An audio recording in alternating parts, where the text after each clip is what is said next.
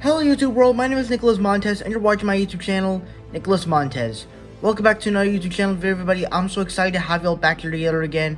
And in today's video, because Hawkeye episode 6 came out today, and it also concluded the entire series, and that means we actually have another complete MCU Disney Plus series in the MCU. So that means it's time to stop and re-rank all the MCU Disney Plus series with Hawkeye included. So with that said, let's go ahead and get started.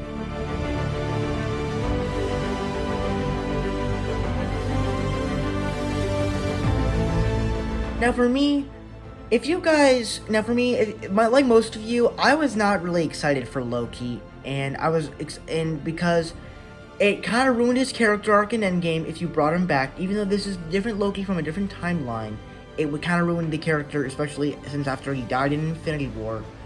But honestly, this was a show that I was glad that I was disappointed with, but at the same time, I was just very disappointed with it. Now, obviously, there are things to like about it. Of course, we're seeing a Loki from a different timeline, as he hasn't experienced the events of Thor Ragnarok, The Dark World, and Avengers Infinity War. So we're seeing him at a different time, just at the final battle of the Avengers. So that's kind of cool. Owen Wilson as Mobius in here has great interactions with Loki. Sylvia is a great character, as she has been hunted the TVA ever since she was little. Seeing all these other Loki variants across the timeline, they're all great. The visuals are great, but the problem here is that the way they developed the story just is very poorly executed. And also, I kind of felt like that this show was more of a multiverse setup story rather than a main Loki story. And also, the action is just absolutely terrible. There's not really any action. It's more like character based, but the problem here, and even with the story, it doesn't really work. So for me, it's easily one of the most disappointing MCU Disney Plus TV shows.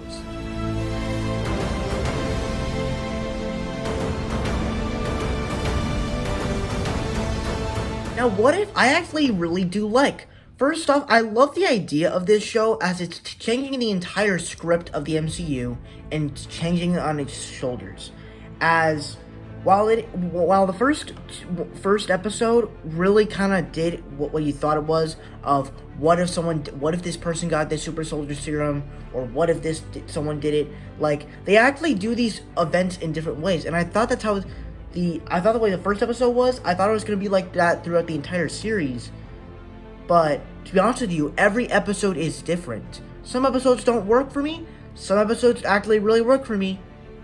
And even then, it also just develops, and even as it is a what-if scenario, it also just develops character arcs for some certain characters. And it also has some great animation in the way the animation is stylized. And it also kind of develops some new genres that we never explored in the MCU, like the zombie apocalypse, a murder mystery, a drama. Like, it explores all these different genres that we never really explored in the MCU before, that I thought was very interesting. But the problem here is that I just feel like that when you get to the finale, I feel like it should have had bigger consequences with the rest of the MCU. And to me, that's kind of disappointing when you're setting up this big show and it's supposed to have dire consequences with the multiverse in Doctor Strange 2. But overall, I really do like What If.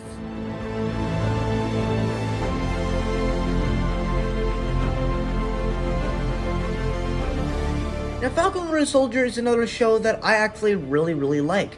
Of course, this is a show that has the two sidekicks of Captain America, so obviously you're gonna love them. It's, of course, a spy action show, so of course you're gonna love this show.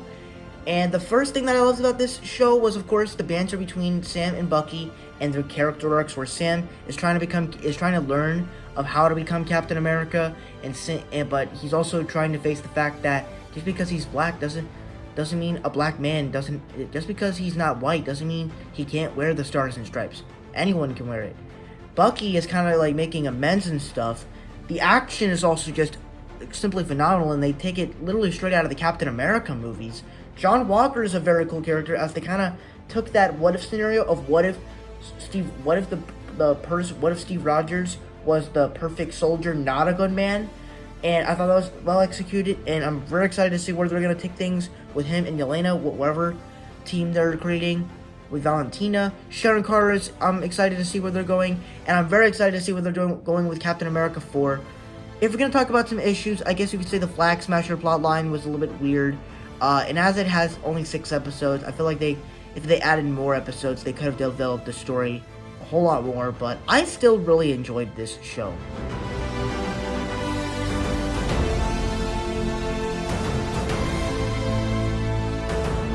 Now, much like Loki, I was honestly very skeptical for this series. I was not really thinking the first thing from Phase 4 was going to be a 1950s sitcom starring 2 Avengers. I was not expecting that at all. But when I saw this series, it was delightful, as it was basically just the storyline of sitcoms. And honestly, I thought they were very enjoyable, and the way that they actually did it was actually pretty clever and funny. And as you kind of got throughout the other episodes, you kind of gave certain characters some character arcs. It dives deep into Wanda and Vision's characters, especially Wanda. Like, this is probably like her best performance as Scarlet Witch. Agatha Harkness is also great. And when you get to that 5th episode, that's big. But when it gets to sort of every other episode after that just kind of falls flat for me. Now, I am excited to see Scarlet Witch and Doctor Strange too. And I was kind of disappointed with the whole boner joke, but honestly, this show is enjoyable, and it's very emotional, and I honestly just love this show.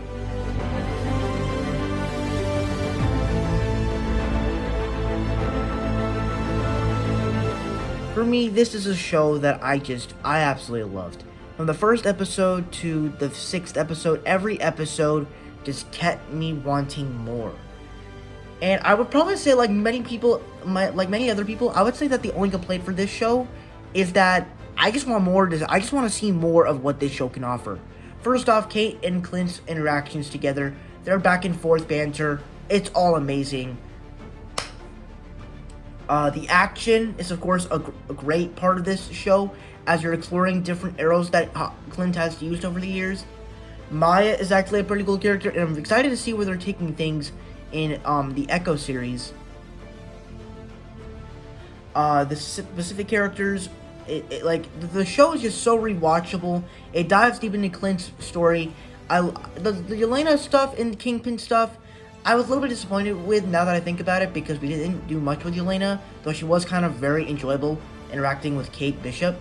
But overall, this show was one of the best Disney Plus TV shows, and every single time I watched it, I felt satisfied, and I just felt like it needed to be the best Disney Plus TV show. So for me, it's easily my favorite of the Disney Plus TV shows. So that's my ranking of all 5 Disney Plus TV shows. Thank you guys so much for watching. I hope you enjoyed. Don't forget to like, comment, and subscribe. My Instagram is Marvel6, my TikTok is MarvelFan. If you guys don't understand those names, head to my about section so you can follow me on all social medias. I'm also on Letterboxd. It's the same name as Instagram, Marvel_6_, and I'll see you guys in the next video. Bye-bye.